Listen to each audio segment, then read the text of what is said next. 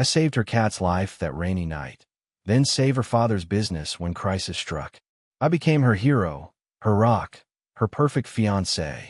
But at our wedding, she publicly called her ex the love of her life as a joke. So I walked out. Now she's crying, begging me to come back, while still texting him. Some pranks reveal the ugly truth, and mine was believing she ever chose me. My name is Blake Harrington. I'm 36 years old and the proud owner of Harrington Animal Hospital in Portland. That night started like any other emergency call. A distraught pet owner, a sick animal, and me dropping everything to help. Little did I know it would change the entire course of my life. The woman pacing outside my clinic was soaked to the bone, clutching a pet carrier with white knuckles. Lauren Wilkins, though I didn't know her name then, had the most striking blue eyes I'd ever seen, even rimmed red from crying over her Siamese cat. "Please, he's all I have," she pleaded as I unlocked the doors. The cat had ingested something toxic, and it took every ounce of my expertise to save him. 3 hours of touch-and-go surgery later, her Felix was stabilized. The gratitude in Lauren's eyes hit me like a punch to the gut. There was something about the way she looked at me, like I was some kind of hero, that made me stand a little taller. "Most vets would have turned me away this late," she said, wiping away tears. "I don't know how to thank you. Coffee would be a start," I heard myself say, surprising us both. Our first date turned into our second, then our fifth, then suddenly we were 6 months in, and I couldn't remember what life was like before her. Lauren was vibrant and captivating, a PR maven who managed celebrities and their crises with the same calm assurance I handled animal emergencies. I learned about her ex, Austin, in fragments, a bitter remark here, and I roll there. "Biggest mistake of my life," she called him. Owner of Lunar, the flashiest nightclub in town, Austin Wallace was everything I wasn't: loud, showy, connected to the city's elite. Lauren claimed he was manipulative, self-centered, and that leaving him was the best decision she'd ever made. "Men like that don't change," she told me one night as we lay in bed. Thank God I found someone real. Being real was something I prided myself on. I worked with my hands, saved lives, and built my business from nothing. When a pipe burst in Lauren's apartment building in the dead of winter, I spent 2 days helping elderly residents relocate, carrying their belongings, and setting up temporary quarters in the community center.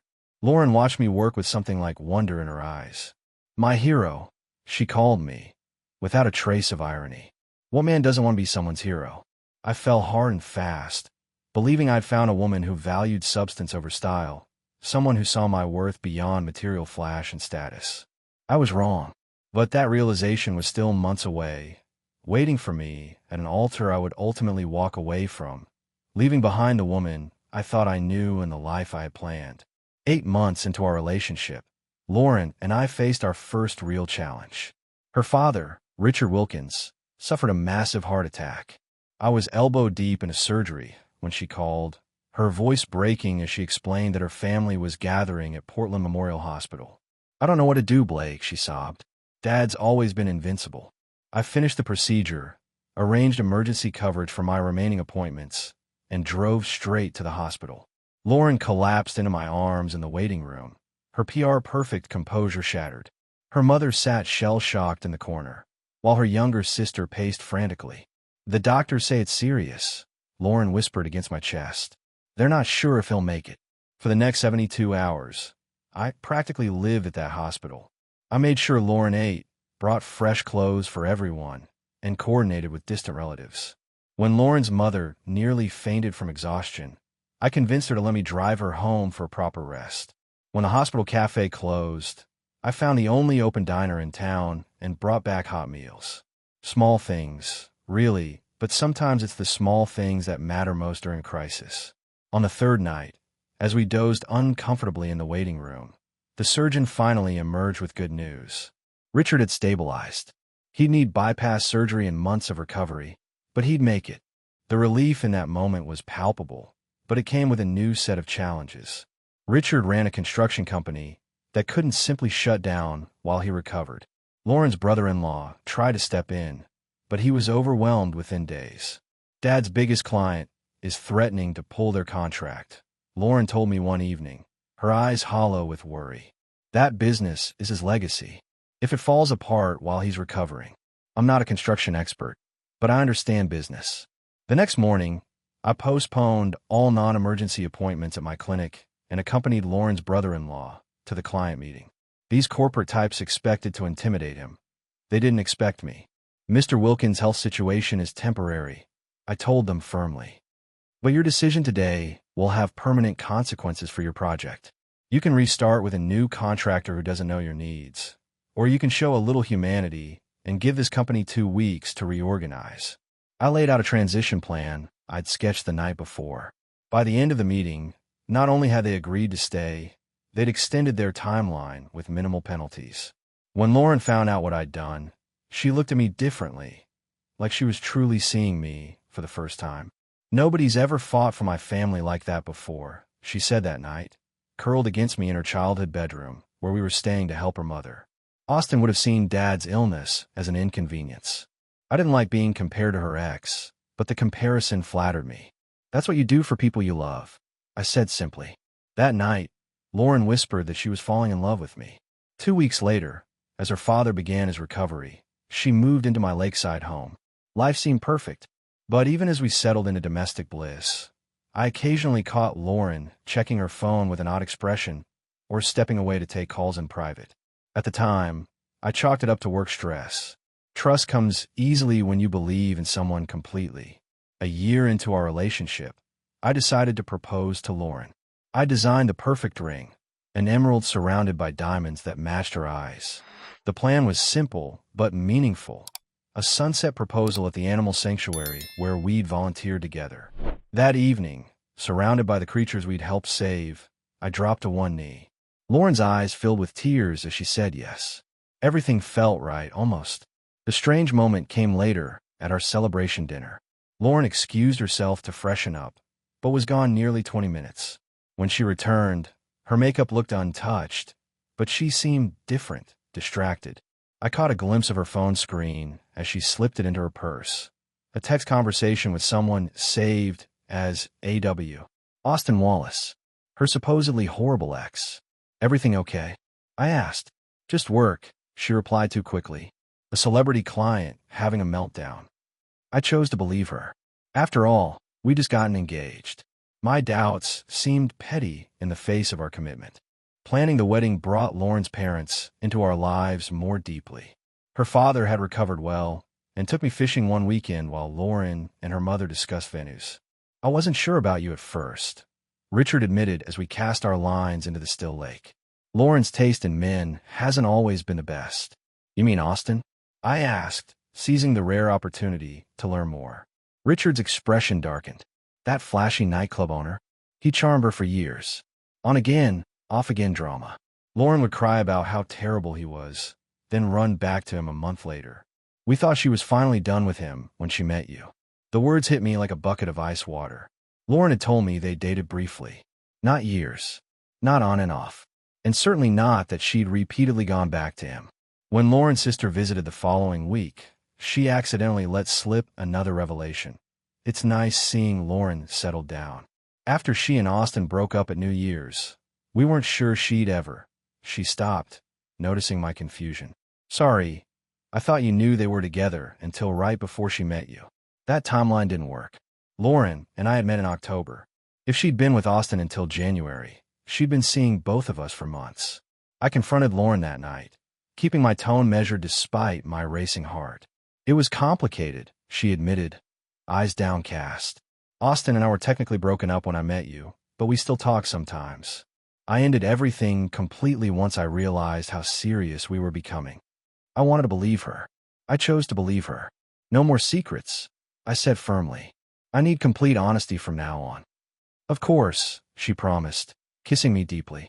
You're the only one I want. 2 days later, I found an invitation to Austin's nightclub opening in our mail, addressed personally to Lauren. She claimed she had no idea how it got there. 3 months before our wedding, I received an anonymous email with a photo attachment. The sender's address was unfamiliar, just a string of random numbers and letters. I almost deleted it as spam until I saw the subject line. Your fiancée isn't who you think she is. The photo showed Lauren and Austin outside his nightclub, dated just 2 weeks earlier. They weren't kissing or even touching, but their body language spoke volumes. Heads close together, Lauren laughing at something he said, his hand hovering near her waist. I confronted Lauren that evening, trying to keep my voice steady as I showed her the photo on my phone. "It's not what it looks like," she insisted, her PR training evident in how quickly she composed herself. "Austin's hosting a charity event at Lunar. He wanted our firm to handle publicity, so we had a professional meeting. At midnight." I asked, pointing to the timestamp. "You know, nightlife business happens at night, Blake," she countered smoothly. "I was going to tell you, but I knew you'd overreact because of your issues with Austin." "My issues? I'd never even met the man. I trust you," I said finally, though the words felt hollow. "But I need to know you're being honest with me." Lauren's relief was palpable. She promised complete transparency moving forward, even suggesting I join her for the charity event planning. Somehow, that meeting never materialized. A week later, my friend Jason spotted Lauren and Austin having lunch at an out-of-the-way bistro, their heads close together, hands occasionally touching. When I brought this up, Lauren accused me of having her followed. "I can't believe you don't trust me," she said, turning the table so effectively that I found myself apologizing. The weeks rolled on, wedding plans accelerating. I threw myself into my veterinary practice, staying late to perform complex surgeries that other vets might have referred out.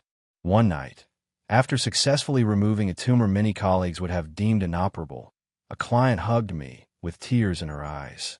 "You're an actual miracle worker, Dr. Harrington," she said, cradling her now-recovering Labrador. That moment of professional pride contrasted sharply with my personal doubts. In my practice, I trusted my instincts implicitly. Why was I ignoring them in my relationship? That night, Lauren came home late again. The lie was ready on her lips, client emergency, but this time, I noticed the nightclub stamp on her wrist that she'd failed to wash off completely. I said nothing, but I made a decision. I would set aside my suspicions until after our last pre-wedding event, the joint bachelor/bachelorette weekend in wine country. One final chance to see if my doubts were justified or merely cold feet. Our joint bachelor/bachelorette weekend was set at a luxurious vineyard resort 2 hours outside Portland. Both our friend groups mingled, sampling wines and enjoying the spring sunshine. Lauren appeared completely devoted, rarely leaving my side except when her bridesmaids pulled her away for pre-planned activities. The trouble began our second night there. During dinner, Lauren's phone kept lighting up with texts. She excused herself repeatedly, each time returning slightly more flustered. When she stepped away a third time, her maid of honor, Tiffany, gave me a strange look. "You know she's been talking to Austin all weekend, right?" Tiffany asked, slightly tipsy from the wine tasting. The table fell silent. Lauren's friends looked uncomfortable, mine confused. "Tiffany, shut up," Lauren's sister hissed. "What?" "He deserves to know," Tiffany continued, oblivious to the tension. "She invited Austin to the wedding. Didn't you know?" I felt the blood drain from my face. "No," I said quietly. "I didn't know that." When Lauren returned, she sensed the changed atmosphere immediately. I asked her directly, in front of everyone, if she'd invited Austin to our wedding. "It's not a big deal," she said defensively. "He's still part of my professional circle. It would look weird if he wasn't invited." "That's not what you told me last night," Tiffany interjected. "You said..."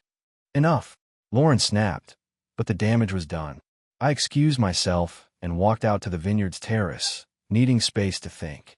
Jason followed, concerned. "This isn't right, man," he said. "Something's off with her story." I nodded slowly. "I know." Later that night, I overheard Lauren arguing with Tiffany in the hotel corridor. "You could have ruined everything," Lauren hissed. "Blake doesn't need to know about Austin and me." "He deserves the truth," Tiffany insisted. "If you're still hung up on Austin..." "I'm not," Lauren interrupted. "But I need to keep my options open. Blake's stable. Austin's exciting. Why should I have to choose?" I stepped into view, and Lauren's face went pale. "Blake, I can explain." "I think you just did," I said quietly. The weekend ended abruptly. I drove back to Portland alone, my decision already forming. I wouldn't call off the wedding yet, but I would be watching very carefully in the coming weeks. The morning of my wedding dawned bright and clear, contrary to the storm brewing inside me. I'd spent the weeks since the vineyard incident in a state of heightened awareness, watching Lauren for signs of deception. She'd been the perfect fiancée, attentive, loving, excited about our future. Almost too perfect. Standing at the altar of Portland's historic Rose Garden venue, surrounded by 200 guests in their finest attire, I scanned the crowd. And there he was, Austin Wallace, sitting confidently in the third row, looking for all the world like he belonged there. Our eyes met briefly. He didn't even have the decency to appear uncomfortable. The music began, and Lauren appeared at the end of the aisle on her father's arm. She was breathtaking in her gown, her smile radiant as she approached. For a moment, I almost forgot my doubts. The ceremony proceeded according to plan until we reached the vows. Lauren had insisted on writing her own, a suggestion I'd eagerly agreed to months ago. Now I tensed, wondering what she would say. Lauren took the microphone, her smile dazzling the crowd. Before I share my vows, she began, I want to acknowledge someone special here today. My heart stopped. Austin Wallace, my dear friend, who has supported me through so many chapters of my life. The crowd murmured in confusion. I stood frozen, unable to process what was happening. In many ways, Lauren continued, her eyes finding Austin in the crowd. The love of my life and my best friend. Gasps echoed through the garden. I saw my parents exchange horrified glances. Lauren's mother covered her face. Then Lauren laughed, high and bright. Just kidding, everyone. You should see your faces, especially yours, Blake. She turned to me with a playful smile. It's just a little prank. Austin's been such a sport about playing along. Silence fell over the gathering. Lauren's smile faltered slightly as she realized her joke had fallen flat. Go on with your actual vows, dear. The officiant prompted gently, clearly trying to salvage the moment. But something had shattered inside me. In that moment of stunned silence, everything became crystal clear. I stepped back, my voice steadier than I felt. I'm afraid I can't continue with this ceremony. Lauren's smile vanished. Blake, it was just a joke. Then here's my punchline, I said, loud enough for the front rows to hear. I'm pulling out of this wedding. We're done. I walked down the aisle alone, maintaining my composure despite the shocked whispers and stares. Only when I reached my truck did I allow myself a moment to breathe, hands shaking on the steering wheel. Behind me, the perfect wedding descended into chaos.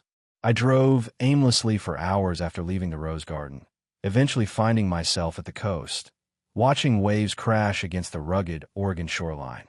My phone had exploded with messages and missed calls from Lauren, her parents, my family, our friends.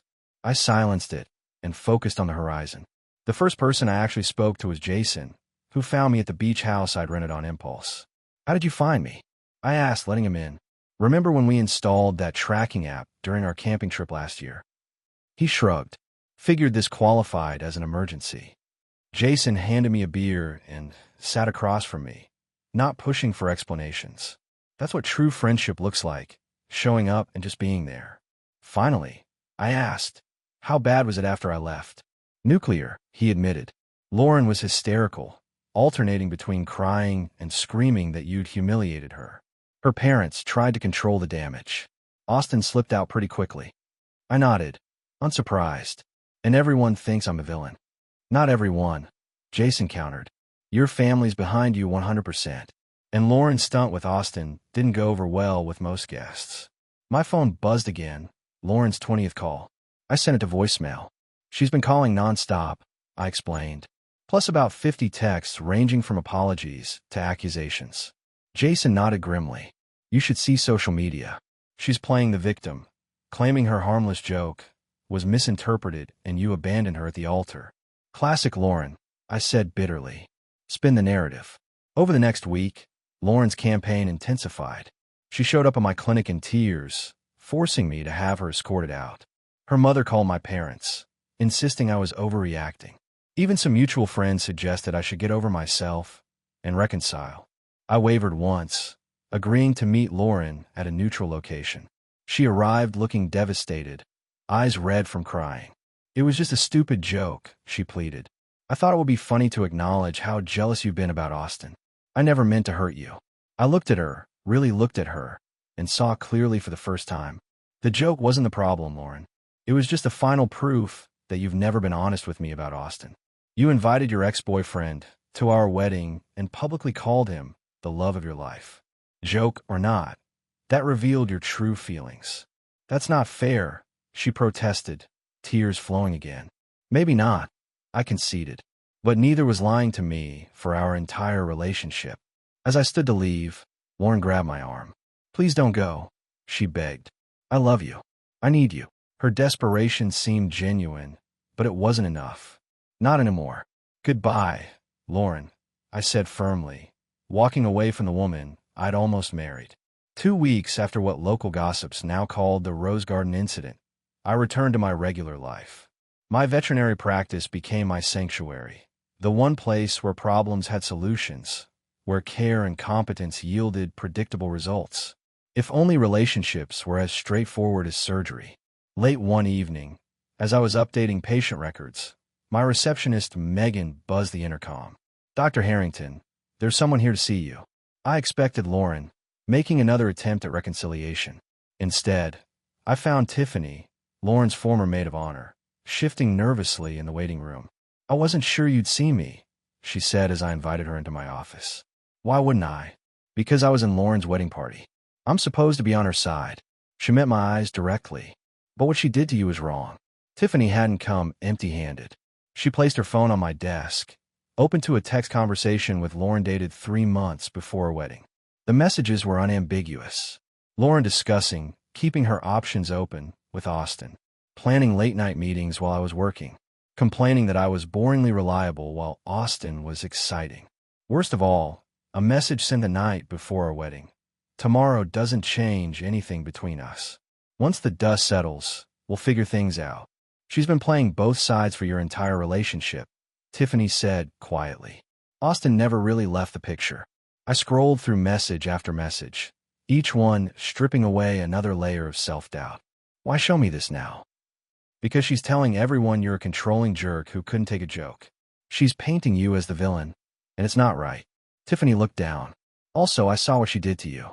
I couldn't live with myself if I didn't tell you the truth. After Tiffany left, I did something I've been avoiding.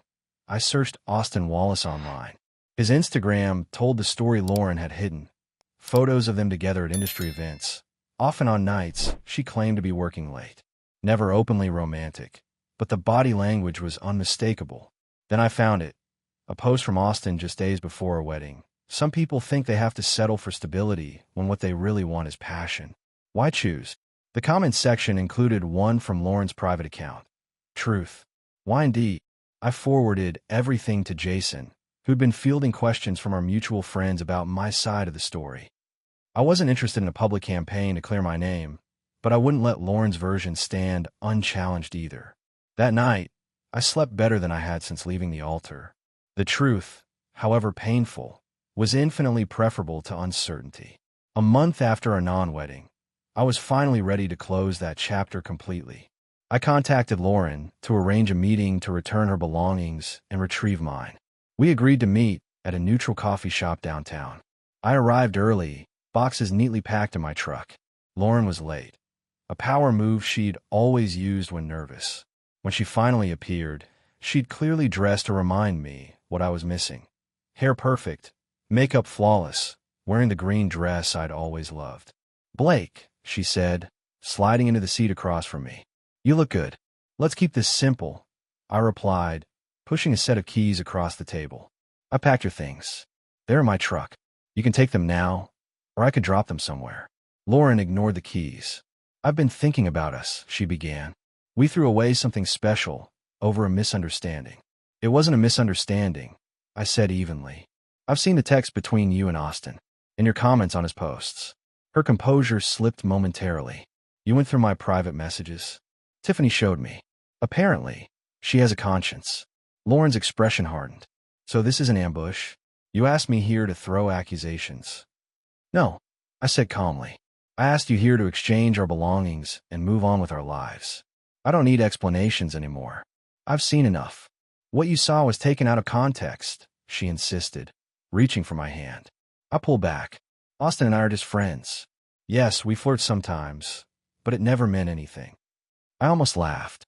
"It meant enough for you to call him the love of your life at our wedding. It was a joke." "No, Lauren. The joke was me believing you were committed to our relationship, while you kept your options open with Austin. I stood up. Your things are in my truck. The keys to my house are on the table. I've already changed the locks, but you can use these to access the garage where I've stored everything that belongs to you.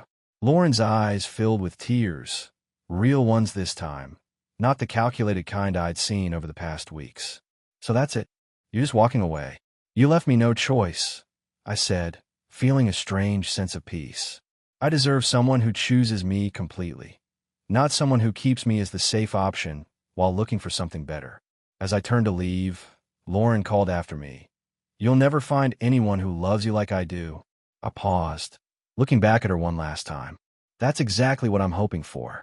6 months after walking away from my wedding, I stood on the deck of my lakeside home, watching the autumn leaves drift onto the water surface. Time really does heal, though not in the way people expect. It doesn't erase the pain. It teaches you to carry it differently, to understand its value.